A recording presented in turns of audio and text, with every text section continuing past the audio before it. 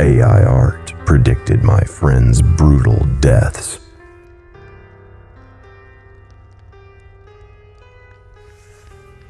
Unless you've been living under a rock this past year, you've undoubtedly heard of the avalanche of AI generation programs.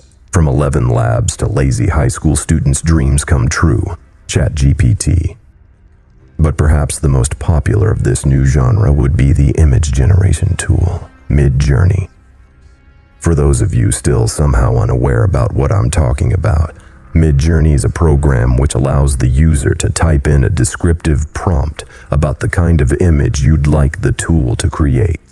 It then uses a vast library of images in its database to collect and reorganize aspects of photos it has, to then do its best to generate the prompt you've given it.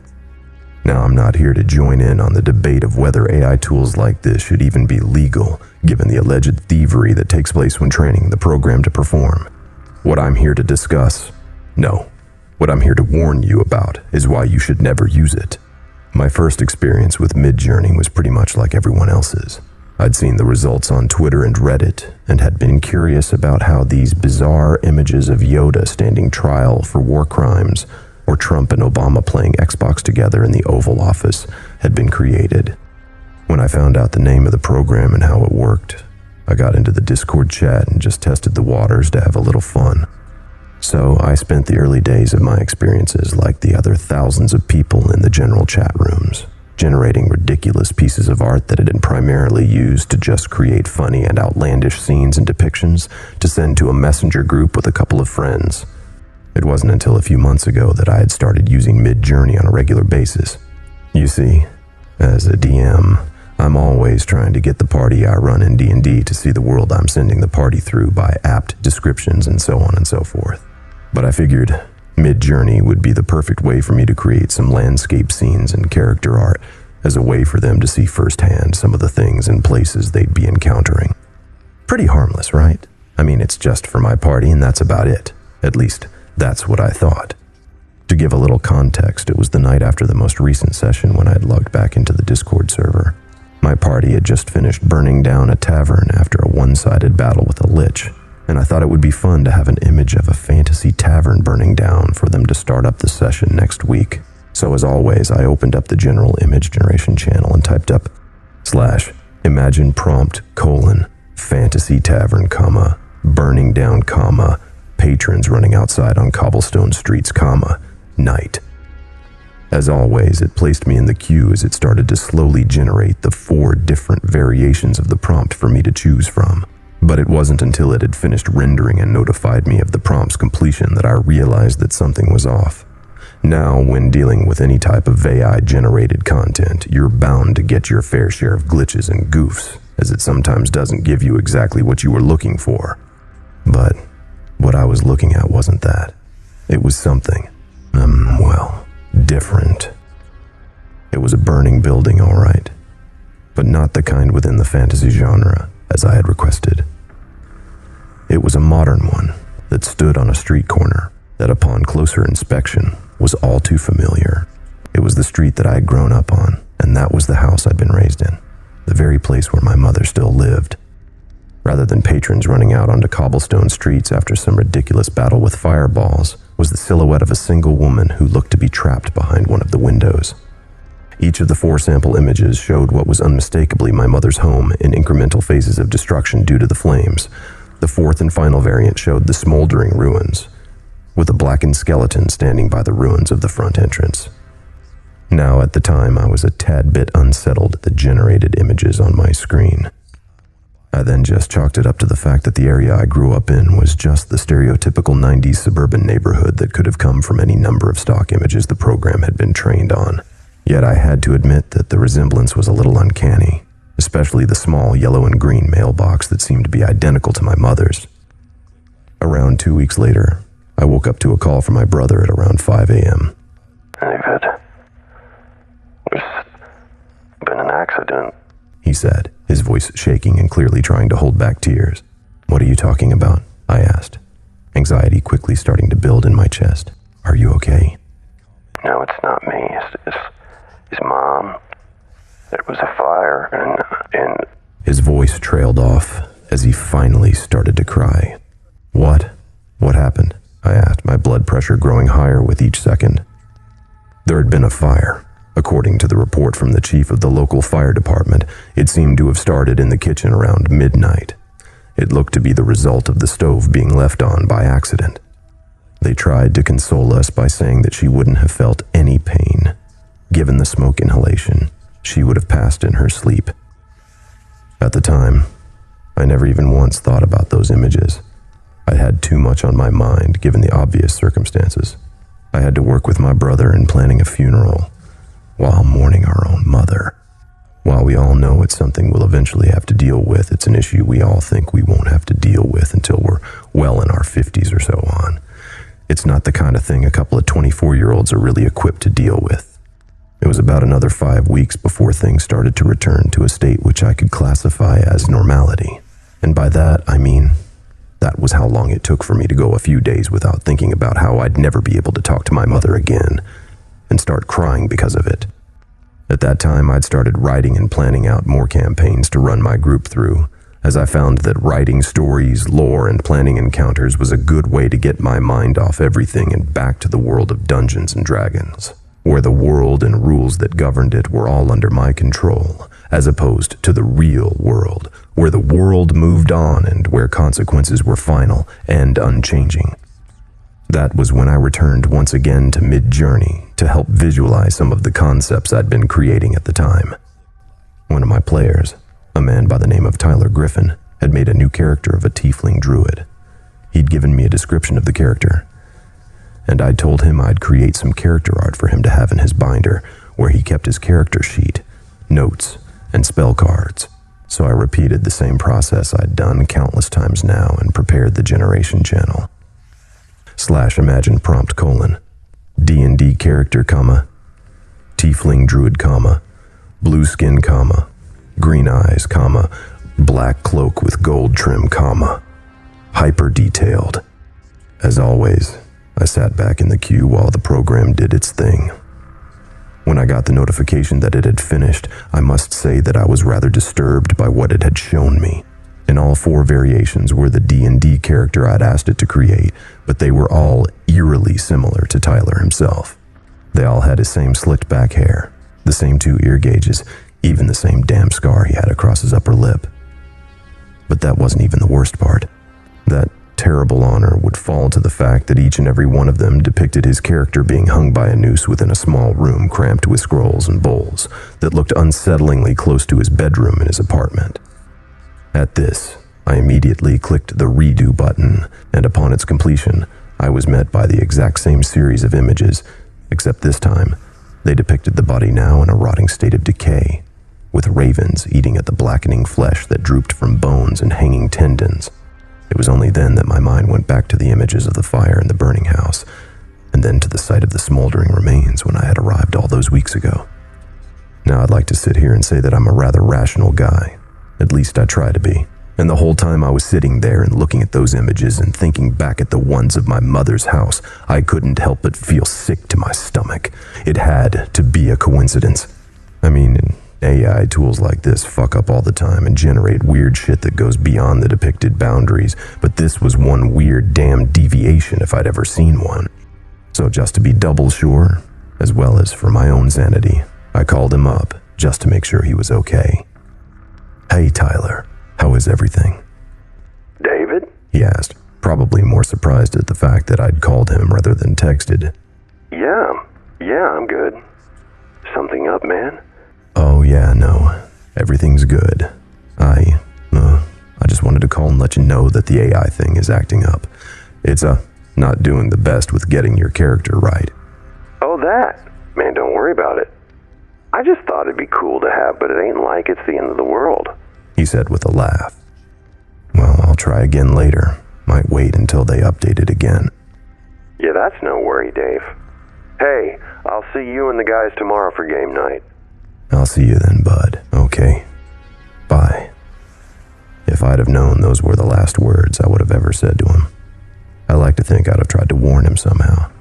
But warn him about what? Some kind of voodoo bullshit about seeing his character dead in a fantasy version of his bedroom?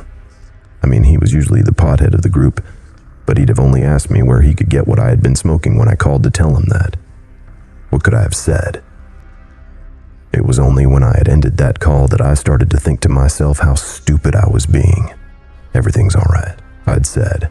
"I'll get the group back tomorrow. We'll have fun like always, and it'll all be fine." The very fact that I'm here recounting these events is probably all you need to know that things were indeed not fine. I'd come to that realization myself when I received a visit by the local sheriff's department at noon the following day. At the time, when I'd first opened the door to them, I'd been worried over something stupid like they'd come because someone found out that I'd been driving around with my inspection sticker 6 months out of date or some shit like that. "Mr. Edwards, we're here because you're the last known contact that was made with Tyler Griffin. According to his phone records, you called him at 8:47 p.m. last night. Is that correct?" "Yeah. What's all this about?" I asked, stepping outside to join them. "Is he all right?" "What was the nature of the call you had with Mr. Griffin?" the other officer asked, ignoring my question. I had called to make sure that he'd be at tonight's game. "Tonight's game?" the first officer asked. "Yeah, tonight's game. A group of us play D&D. "D&D?" the first officer asked. I could forgive the question given that he was an older gentleman, one whom, despite several obvious decades of protecting and serving the good people of this community, would likely have never heard of any game that wasn't Sunday night football. "Yeah, D&D, Dungeons and Dragons. Like the thing from Stranger Things?" the second younger officer asked. "Yeah," I replied. "Like the thing from Stranger Things. Listen, can you all please tell me what this is about? Is Tyler all right?" The older officer took a deep breath. "Your friend, Tyler, was found in his apartment by his sister this morning. He's believed to have died by an apparent suicide attempt. I had backed up and now found myself halfway falling backwards against my front door." "Dead?" I asked, my voice shaky, images of his character's body swaying from a noose. You said he's dead?" "I'm sorry, son," the older officer said as he knelt down in front of me. "We've just been checking around to see if you might have said anything when you were on the phone with him last night." "Did he sound depressed?" the other officer asked. "Did he seem different in any way you can think of?" There wasn't anything I could think of because there hadn't been anything wrong. Tyler wasn't someone who'd do something like that. He was the jokester of the group, the one who was able to just sit back, smoke some reefer, and see the bright side to every situation. I didn't ask them how he had died, mainly because deep down I already knew. But I couldn't tell them that. If anything, it could somehow maybe end up making me a suspect. But was there a chance I actually could be? I mean, could something as stupid as typing in a prompt in Discord of all places actually lead to a death? And if that was the case, did that mean it was my fault? Try to put yourself in my situation and ask yourself those same questions. What kind of state of mind would you be in? What kind of ridiculous scenarios and possibilities would be going through your head? Because I can tell you right now that I was really going through the motions, pretty much all of them suggesting that I was going insane and just imagining all of it. By the time the officers had left my apartment, I just stood there in the living room for about an hour, slowly losing my mind. It wasn't until I went into my own bedroom to call the rest of the group to tell them what happened that I noticed what was on my computer monitor. When I had left earlier to first answer the door, I'd been catching up and listening to the Critical Role podcast on YouTube, but now MIDJOURNEY had been opened up over the screen. As I slowly made my way towards it, I saw that I had already entered into one of the image generation channels, with a prompt already typed up in the chat box waiting to be entered. /imagine prompt : lonely man, all by himself in an empty room, the darkness closes in, nowhere to run, nowhere to hide, no one to help, no God to save him. I'd had enough of this bullshit. I wasn't playing any more games. I was fucking done.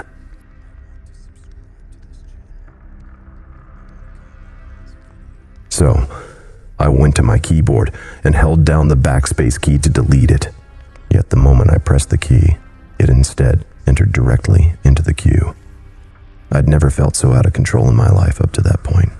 I tried everything from attempting to cancel out the prompts, even closing out the Discord program altogether. But at that point, my entire damn computer was unresponsive.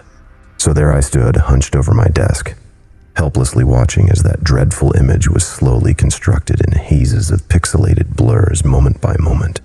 The ball of stress that had been building up in my stomach ever since I'd heard about Tyler earlier that day had now grown into what seemed to be an endless pit of fear, of impending, anxious doom. When that prompt was finally rendered, I almost threw up right there and then. In the first of the 4 variable renders, I was hunched over my desk in the exact position I now was, even wearing the same damn clothes. Behind me was a shape composed of black disorganized geometry that could only be created by an AI art tool. Stitched over this alien shape were screaming and agonized faces. There were dozens of spider-like appendages breaking through the form in uneven angles that kept the thing suspended in the air. In the second image, there were black tendrils with jagged rib cages and other shredded bones breaking through them.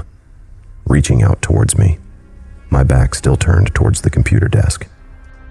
The third image had those tendrils and spider legs entrapping me, slithering around my body and lifting me up in the air, blackened bones coming out from the mass and stabbing into my back and through my arms, while a black snake-like form was coming out from the computer screen.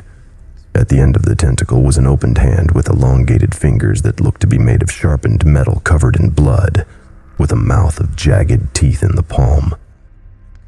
And the fourth image, it had each of the jagged fingers breaching into my skull while the mouth within the palm of its hand was eating some kind of light or glowing essence that was coming out of the holes that were being ripped out of my body. I could feel my heart racing 1,000,000 miles a minute as I watched this twisted and demented prompt on my screen. It wasn't until I almost doubled over from my weakening arms holding me up on my desk that I quickly turned around and was met with nothing. Yet, every instinct in my body was telling me that I wasn't safe, that I was still in danger. It was then that I reached under my desk and ripped my computer's power cord right out of the outlet, leaving my monitor with nothing but a lifeless black screen. I haven't been back to that apartment in about 3 months now. I moved in with my brother that very day. He hadn't even asked why. I think that after losing Mom, he was just happy to have some more family much closer to him. And I have to admit I am as well. The group fell apart quickly after that. Everyone felt that it just wasn't the same to continue without Tyler. And I was just relieved I wouldn't have to cancel the whole thing on my own accord. I'm not the same man I was back then. I'm at the point now where I'm always looking behind my back, always worried that what I'd seen is coming for me. For my mother, it came weeks after those images were created. For Tyler, it was the very next day.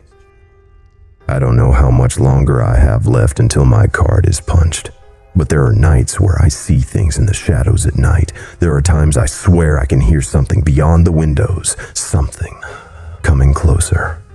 And every time that instinct of fear kicks in during those dark times, my mind always curses me with those damned words. The darkness closes in. Nowhere to run. Nowhere to hide. No one to help. No God to save him.